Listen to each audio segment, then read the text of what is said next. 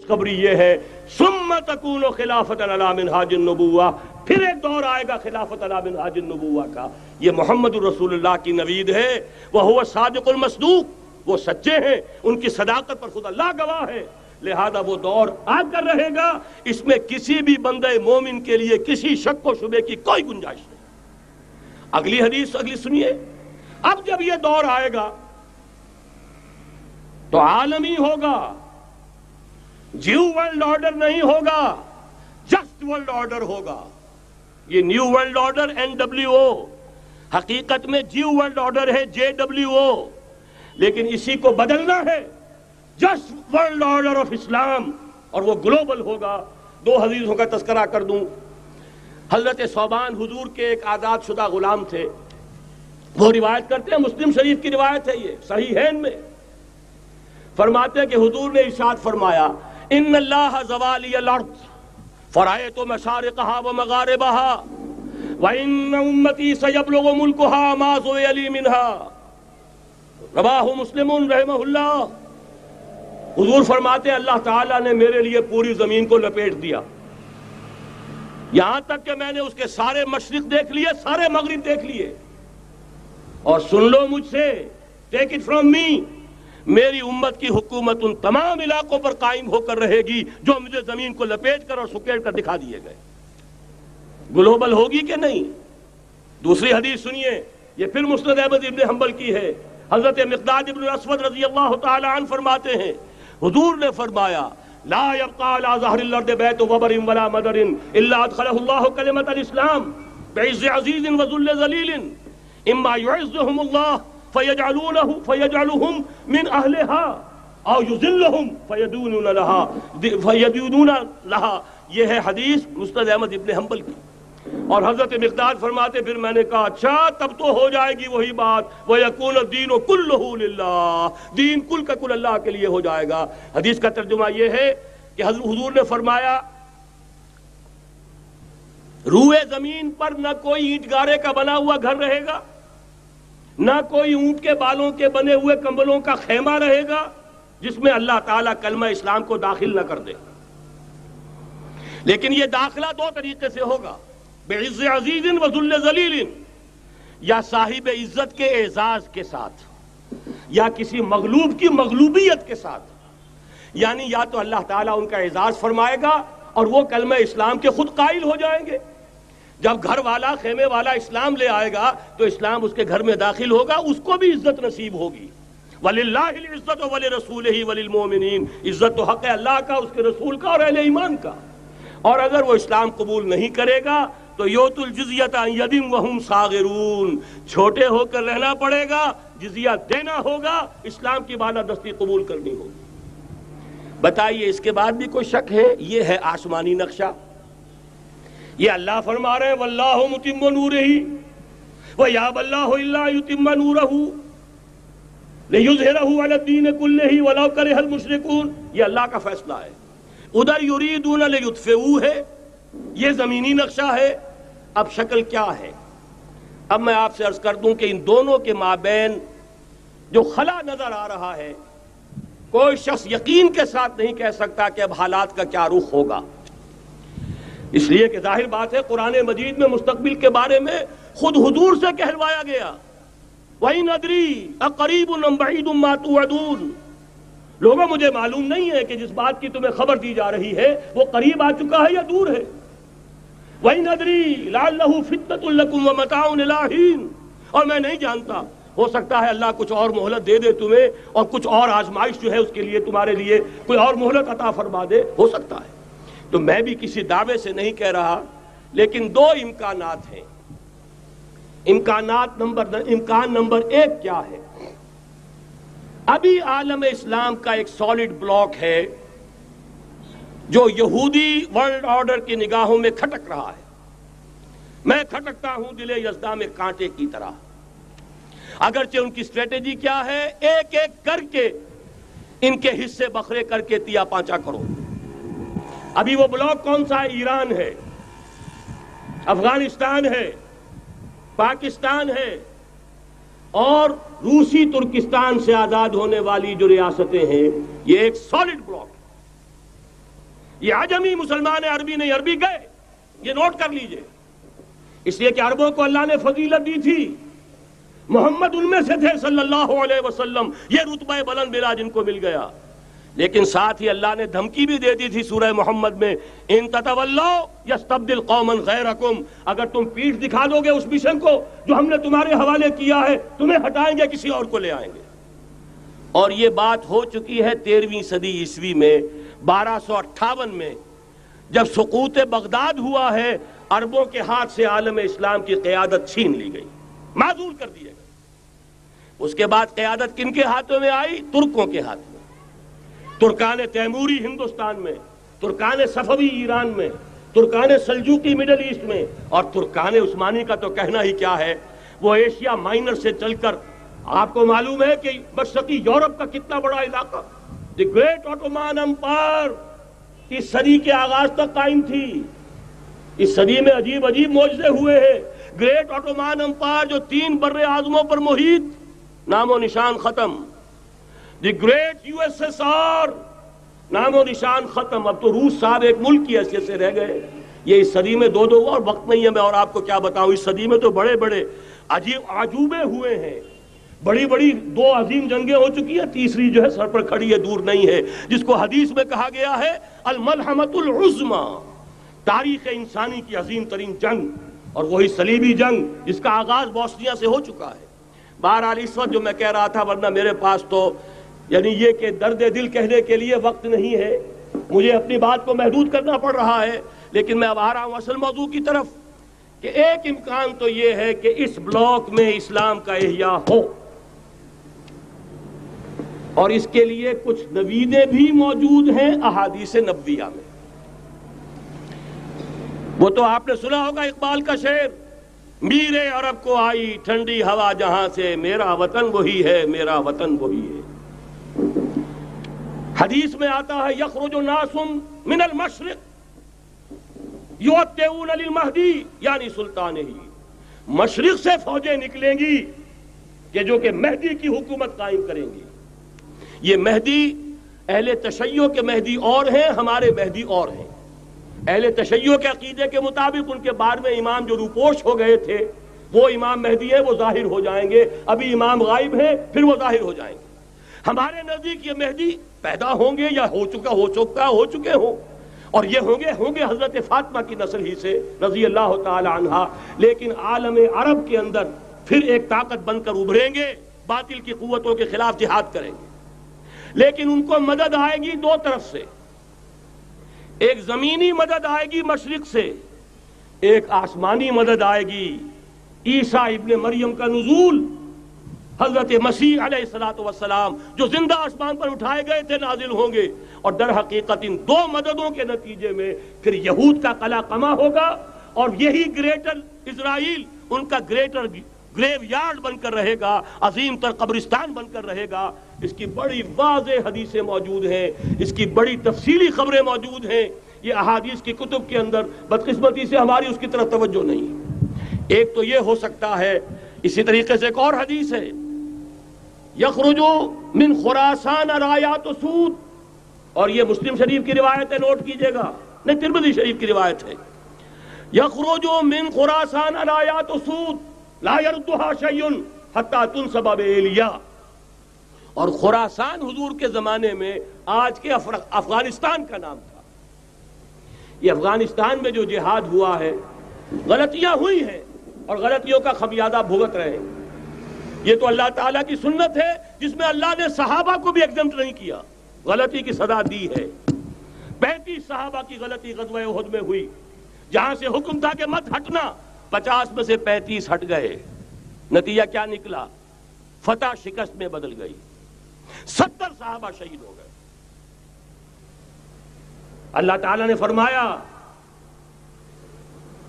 وَلَقَدْ صَدَقَكُمُ اللَّهُ وَعْدَهُ إِذْ تَحُسُّونَهُم بِإِذْنِهِ حَتَّى إِذَا فَشِلْتُمْ وَتَنَازَعْتُمْ فِي الْأَمْرِ وَعَصَيْتُمْ مِن بَعْدِ مَا أَرَاكُمْ مَا تُحِبُّونَ۔ مسلمانوں، ہم سے گلہ نہیں کر سکتے، ہم نے اپنا وعدہ سچا کر دکھا دیا تھا جبکہ تم انہیں گاجر مولی کی طرح کاٹ رہے تھے، لیکن جب تم ڈھیلے پڑ گئے، تم نے ڈسپلن کو توڑا، تم نے اختلاف کیا، تو سزا دی ہم نے۔ تو اگر صحابہ کرام رضوان اللہ تعالی علیہ مجمعین، خیر الناس بعد الانبیاء، پوری نوع انسانی کے اندر انبیاء کے بعد بلند ترین انسان، اگر ان کی بھی غلطی کا خمیازہ جو ہے اللہ نے چکھایا، کیوں چکھایا؟ ضروری تھا، آئندہ کے لیے سبق ہو جائے۔ یہ وَلِيُمَحِّصَ مَا فِي قُلُوبِكُمْ، تاکہ تمہارے دلوں کے اندر اگر کہیں کوئی کھوٹ ہے اور پاک کر دیں ہم۔ اس لیے بہرحال غلطیاں ہوئی ہیں افغانستان میں، ایک امام کے ساتھ بیعت نہیں تھی، بلکہ بدقسمتی اور بڑھ کر یہ ہے بیعت کر کے توڑ دی۔ عبد الرسول سیاف صاحب کے ہاتھ پر ہمارے پاکستان کے 7 گروپ جو تھے، انہوں نے عین حرم میں بیٹھ کر بیعت کی اور پاکستان آ کر بیعت توڑ دی۔ سزا اس کی مل رہی ہے، آپس کی خانہ جنگی یوں ہی نہیں ہو رہی، کوئی سبب ہے، لہذا یہ سزا تو ملے گی، لیکن جتنا خون یہاں پر خلوص کے ساتھ دیا گیا ہے اس کی مقدار بھی کم نہیں ہے، یہاں سے خیر برآمد ہوگا۔ اور دوسری بات اپنے بارے میں نوٹ کر لیجئے، یہ پاکستان، بچا کھچا Pakistan, what remains of Pakistan, یہ اصل میں ہے کیا؟ مولانا بہت خوبصورت انداز میں فرما رہے تھے، یہ 313 نہیں تھے، اسلام تھا۔ اسی طرح نوٹ کیجئے، پاکستان نہیں ہے، 4 صدیوں کی تجدیدی مساعی کا حاصل ہے۔ آپ نے کبھی نوٹ کیا ختم نبوت کے بعد اب سب سے اونچا منصب کس کا ہے؟ مجددین۔ سنن ابی داؤد کی روایت، ان اللہ یبعث فی هذه الامہ علی راس کل 100 عام من یجدد لها دینہا۔ اور نوٹ کیجئے، کوئی بات ہے 1000 برس تک سارے مجدد عالم عرب میں پیدا ہوئے، جیسے ہی دوسرا 1000 سال شروع ہوا، الف ثانی کا مجدد اعظم شیخ احمد سرہندی کہاں تھا؟ صنم خانہ ہند میں حاضر ہوا۔ میں شیخ مجدد کی لحد پر، وہ خاک کے ہے زیر فلک مطلع انوار، گردن نہ جھکی جس کی جہانگیر کے آگے، جس کے نفس گرم سے ہے گرمی احرار۔ وہ پھر 12ویں صدی کا مجدد اعظم امام الہند شاہ ولی اللہ دہلوی، 13ویں صدی کا مجدد اعظم سید احمد بریلوی، اس کے خون کا امین اور اس کے ساتھ کے شہداء کے خون کا امین، ان کے جسموں کا امین آپ کا خطہ ہزارہ، آپ کا خطہ سوات، اس میں ان کی جانیں ہیں جو دی گئی ہیں۔ اور وہ نہایت میں آپ سے عرض کر دوں، دور صحابہ کے بعد اتنا خالص اسلامی جہاد پوری مسلمان تاریخ میں نہیں ملے گا جتنا وہ تحریک شہیدین کا تھا۔ 14ویں صدی ہجری میں شیخ الہند جیسا مجاہد اعظم کہ انگریز نے گرفتار کر کے قید بھی کیا ہے، تو کہاں؟ ہندوستان میں نہیں، کہاں؟ جزیرہ سائرس، کیا نام تھا؟ بالٹا، جزیرہ مالٹا، بحر روم میں۔ اقبال کے نفس سے ہے لالے کی آگ تیز، ایسے غزل سرا کو چمن سے نکال دو۔ کہیں ہندوستان کی کسی جیل میں ہوا تو شاید اس کے نفس کی گرمی ہی سے کوئی حرارت پیدا ہو جائے۔ اور اسی صدی میں، 14ویں صدی ہجری میں، اقبال جیسا مفکر، اسی 14ویں صدی ہجری میں مودودی جیسا مصنف، اسی 14ویں صدی ہجری میں مولانا الیاس جیسا مبلغ رحمہم اللہ، عظیم شخصیتیں آج پورے عالم اسلام میں آپ کو تبلیغی دوست ملیں گے۔ یہ کہاں سے شروع ہوئی تحریک؟ دہلی کی ایک چھوٹی سی مسجد سے، وہ مسجد بنگلے والی اب تو بڑی عالیشان ہو گئی ہے، جب وہاں شروع ہوا تھا کام بڑی چھوٹی سی مسجد۔ یہ سارے کام یہاں کیوں ہوئے؟ پورا عالم اسلام آزاد ہوا، کہیں نعرہ اسلام کا نہیں لگا، کہیں عرب قومیت پر، کہیں کسی اور عصبیت پر تحریکیں چلی ہیں، صرف تحریک پاکستان تھی کہ پاکستان کا مطلب کیا؟ لا الہ الا اللہ۔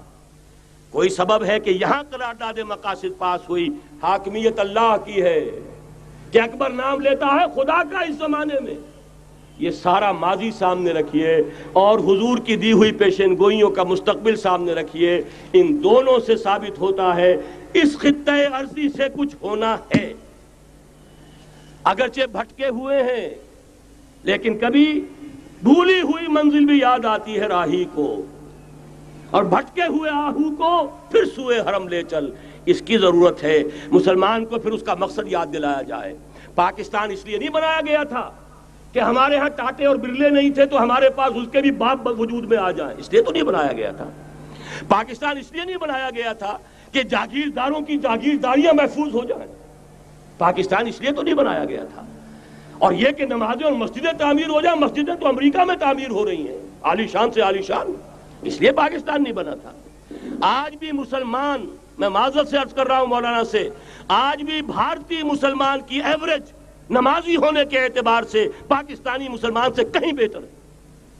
آج بھی برقع نظر آ جائے گا تو ہندوستان میں نظر آ جائے گا۔ میں نے اپنی آنکھوں سے دیکھا چند سال پہلے، جب مکہ مسجد حیدرآباد دکن میں 3 دن مسلسل میری تقریریں ہوئی ہیں، 10,000 مرد اور 5,000 خواتین، اور ان میں سے کوئی بغیر برقعے کے نہیں تھی۔